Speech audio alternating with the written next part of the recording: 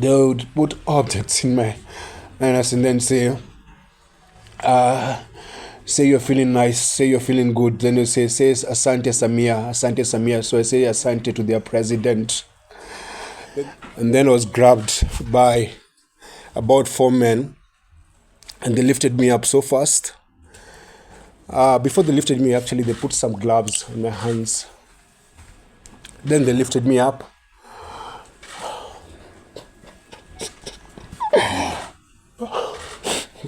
They lifted me up and tied me upside down. There's a photo I saw online about what they did to strip naked. And they stripped naked. When I stripped naked, they removed my handcuffs.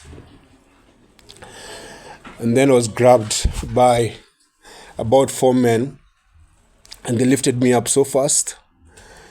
Before they lifted me, actually, they put some by Tanzania security forces, and we were tortured. So when I came back to the country, I said that I will not speak until Agatha is found. And Agatha was found, and we're happy that she's back and alive, and she's here. And I said we'll share what happened to us. So when I went to Tanzania on July 18th. May 18th. May 18th. I went to Tanzania on May 18th. We were going there as activists to attend to Ndolisi's hearing, which was supposed to happen on Monday the 19th. And I was in the same flight with Mother Karua and other activists. There were 8 of us on that particular flight. And when we landed, 3 of us were separated. That was Mother Karua, Gloria, and Lynn, and they were deported. I was able to get into the country legally, and my passport was signed and stamped with a entry stamp. I went to my hotel and I checked in and I relaxed. And then on the 19th,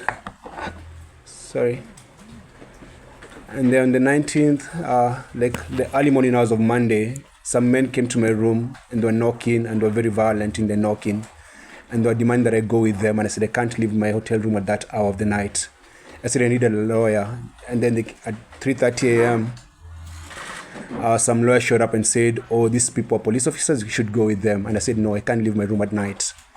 And I barricaded myself in my room until morning. When morning came, I called, Agatha had come from a different flight, and she was in the same hotel with me. And I called Agatha. I was meant to check out the same day on Monday morning. So I called Agatha and I said, come pick my bags for me and keep the bags in your room for safety purposes, and also because I was supposed to leave the country the same day. So Agatha came to my room and picked my bags. When she picked my bags, I went downstairs and I found the same people who had come at night who were waiting for me, but there were more of them now. There were about maybe 10 to 12 people who were waiting for me. They followed me to the bathroom and they wanted to arrest me. I screamed in the entire hotel and ran away back to where my colleagues were. They followed me there. They said, oh, we just need to take you for questioning. Where is your phone? I said, I don't have a phone. So they picked me up, took me to migrations, and they told me to write a statement, which I did. I was fingerprinted, photographed, and then they said, now we need to get your phone. I said, I don't have a phone. I don't know where my phone is. And they took me back to the hotel and reviewed the CCTV of the hotel, and they saw that Agatha came to my room and left with my bags. And that's when Agatha was arrested, taken to her room, which was ransacked. They did not find my phone or my laptop. They took us back to the immigration office, and Agatha was interrogated for hours, for about 2 hours without lawyers. We went there with 3 lawyers from Tanganyika Law Society, but they were not allowed where Agatha was. They interrogated her. Around 6 p.m., I got a call from the Kenyan ambassador to Tanzania, Mr. Isaac Jenga, who told me I was going to get deported from Tanzania. And I was like, okay, I'm happy to go home. Around 6:30, or maybe some few minutes after 6, some guy came who said he was from the state office or state security, and he started beating me up. I was being beaten at the presence of my lawyers and Agatha. He started calling me, saying that I'm an inmate, I'm coming to destroy their country, and I'm a problem, they're going to teach me a lesson. And then he said that we're under arrest. So we were moved from immigration's office, me and Agatha, to Central Police Station, where we found a guy called, we later came to know he's called Mafwele. At the station, the beating continued in the presence of those 3 lawyers who said nothing. And they said we must produce our phones. When Agatha was being arrested during the day, they found her phone. So they had Agatha's phone, but they did not have my phone. I did not give them my phone. I didn't even have a phone at that particular moment, but they said that they're going to teach me a lesson I'll never forget. At that station is where they said they're going to rape Agatha. That guy called Mafwele said he's going to rape Agatha. He stayed there for a couple of hours between, I think, 6 and 8, the slaps, the beatings. And then the lawyers were chased away and were told if they don't go, they'll be investigated. And in the exact words that guy told them, nyinyi tutapima uzalendo wenyu. And that meant that we're going to measure the patriotism of those particular lawyers if they did not leave the station. So the lawyers left us. And when the lawyers left us, they did not tell our families that we were being beaten and being harassed and being threatened. Because Mafwele asked me in front of those lawyers, are you circumcised? I said, I'm circumcised. I said, we're going to circumcise you again. So there's a lot of threats and beatings. I was only being beaten at that station. They did not attach Agatha. So while we were there, they kicked us out of the room. And I said I want to go to the bathroom. So someone took me to the bathroom. The young man who took me to the bathroom told me, these guys are going to hurt you, and they're going to hurt you so bad. Give them your phone. I said, I don't have my phone. And my fear was because we had gone to Tanzania rather, with many other activists. And if I lose my phone, or if they get my phone, they get hold of everyone that I was talking to in the country. So I could not give away my phone or my laptop. So I went I went to the bathroom, came back, and we were told to wait outside. Mafwele made a phone call to someone, and a few minutes later, some guys came, 6 or 7 of them, very mean-looking people with one lady.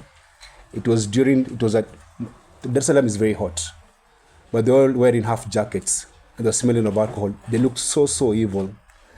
So when we went to the central police station, there was a staircase on this side, so we came in through this staircase, but where we were, there was another private staircase, so they took us out with. They took us downstairs to the car, and we were blindfolded and handcuffed on the back. And it was a white Land Cruiser. At the back there were like a lot of sticks and a lot of fake a number of number plates in that car. The guy across me had an AK-47. They were all in civilian clothes. So Agatha sat, it was a Land Cruiser, Agatha sat this seat, I was this other side in a face me position. And then they drove off. Then they took us, drove for about 20 minutes. Then they took us to a building.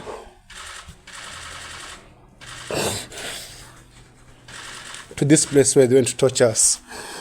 When you go there, they told me to get off the car, came out, and then they banged the door on my face. I had a mark here, I don't know if it's still there. I don't know what they were waiting for. I think they were putting some things ready. They got me out. I was still handcuffed and blindfolded, and they told me to strip naked. And I stripped naked. When I stripped naked, they removed my handcuffs, and then I was grabbed by about 4 men, and they lifted me up so fast. Before they lifted me, actually, they put some gloves on my hands. Then they lifted me up.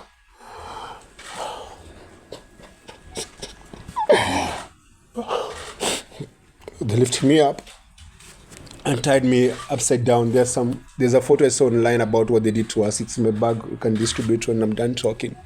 So we were put on upside position where my legs were up like this. My body's up. I'm stuck naked. And then they started beating my feet. So they would beat me and massage my feet. Beat me and massage my feet. I was screaming so hard, I couldn't even there was no tears coming. They would. It's okay.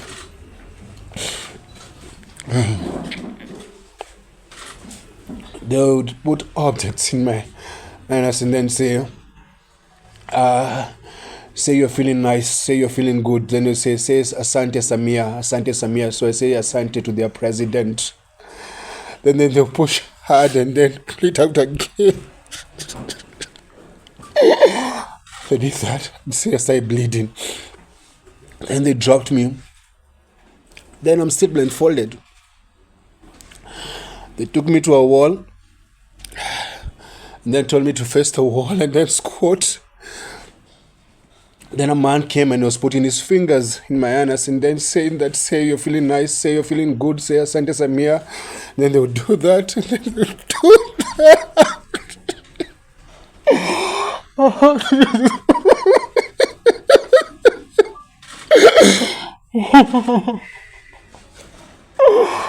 And then they told me to turn around. I'm naked. So all this time they're telling me they're recording everything they're doing to us, or rather they're doing to me. So they're recording this. They're teaching me a lesson. So I'm stuck naked. They turn me around, say your name, your wife's name, your kid's name, where do you live, where do they go to school. I'm naked. And they removed the blindfold and said, now. So when I'm answering these questions, when they turn around,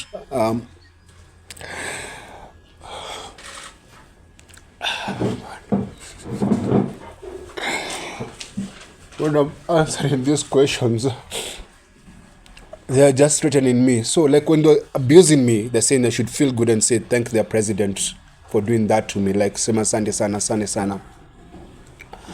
So they told me we have recorded these videos so that if you go back to your country and you say what we did to you, we shall put them online and shame you, and your kids will see this, your family will see this, everyone will see this. So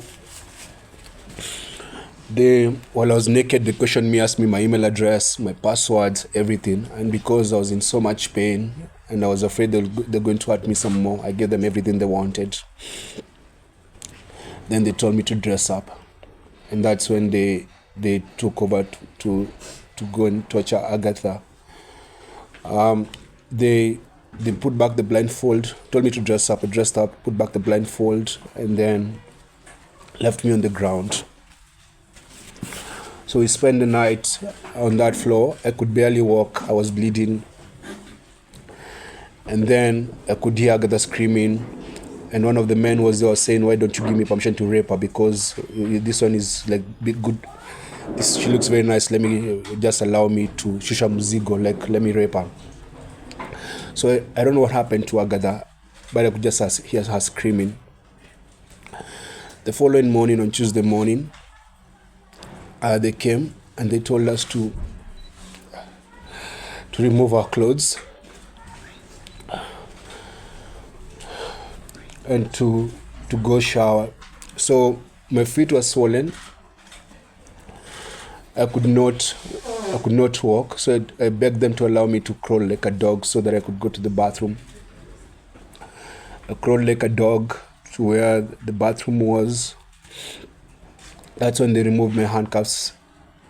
So when I was stripped naked, I still had the handcuffs. That's when they removed the handcuffs. Here they called for prayers, and there was like a warmth and a lot of mosquitoes. Spend the night there. They just come, insult me or kick me and go. Come, insult me, kick me and go. And then on Wednesday morning, they gave me they gave me a cup of tea and an andazi. Then that Wednesday during the afternoon, their tone changed. They said, now we're going to let you go, but we're going to let you go with a very onyokali, which means like a stern warning, that if you leave this country, you should never come back or we'll kill you. If you go to your country and say what we did to you, we'll find you and we'll kill you. And you should never come back. So they said, do you want to eat? I said, I don't want food. I didn't have an appetite. The other thing is that because every time I wanted to go to the bathroom, they'd actually go there and stand by me like they're inspecting my stool. So I didn't have any privacy. And the only time the handcuff came up is when I went to the bathroom. But the the blindfold never came out. So that afternoon they gave me a painkiller. Then on Wednesday evening, they told me now you have to learn how to walk because I could barely walk. So they told me to remove. I was wearing open shoes. Remove open shoes. Took me outside. 4 officers surrounded me. They're all in civilian clothes. They stood there. Removed the blindfold. Said now you have to walk, and make sure you try and step your feet on the ground. Step your feet. Said we're gonna let you go, but don't ever come back in this country. So they taught me how to try and walk. They made me walk for like half an hour. I said that's enough. And then the following morning, on Thursday morning, they woke me up so early, maybe around 4:35 a.m. They put my things in the car, put me in the car, and then drove for like an hour. Stopped briefly, and then when they stopped briefly, they spoke outside, then drove again, then stopped again. Then told me you're going to drop whatever you're going to drop. You don't open your eyes, don't turn back, don't look at us until we leave. So they told me lala chini. They kicked me out. I slept there on the floor, on the side of the road. And then when I opened my eyes, there was a boda guy waiting for me. I think they'd already done a deal with the boda guy.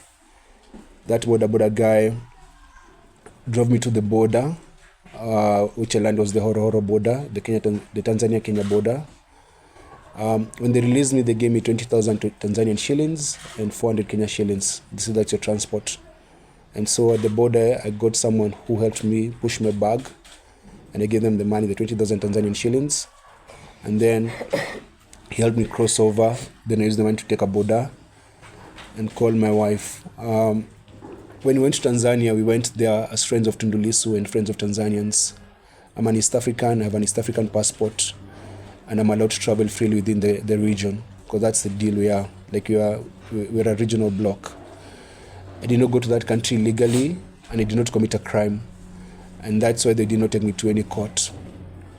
So I was able to come back to this country. But when I came back, and when I go to the airport here in Nairobi, I asked the Ministry of Foreign Affairs, and which is the same thing that I'm asking today. I said I was going to the hospital, and I wanted my medical report to be public of what they did to us. And I'm going to share the medical report today, and it's going to be circulated.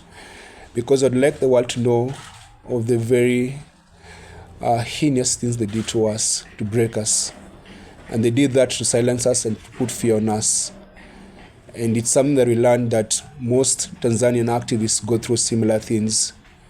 They arrest you, and they take you through sexual torture and tell you if you speak, you're going to humiliate you to your family and all that. And it's what they did to us is it breaks me. I'm not the same, but I know I'm gonna heal. And I wanted to share this because we have decided we should not be silenced, and we should let the world know what happened to us. Yeah, so my government let me down. My government sided with Suluhu's government and said we're interfering with Tanzanian politics. We were not interfering in Tanzanian politics. We went there as visitors, and we did not hide the reasons for our visit. I've been to Tanzania before to visit another political prisoner, Freeman Mbowe, who was Chadema's leader before Tundu Lissu. I was in Uganda when Bobi Wine was under house arrest. I went to Uganda when Stella Nyanzi was in jail, visited her in jail. I've done that in many other African countries because I'm an African. And I belong to this continent, and Africa is home. So that's why we're here. So we're here to share our story and to say that our bodies might be broken, but our spirits are strong. Forgive my tears. It's just that, man, my heart is... I'm not good, man.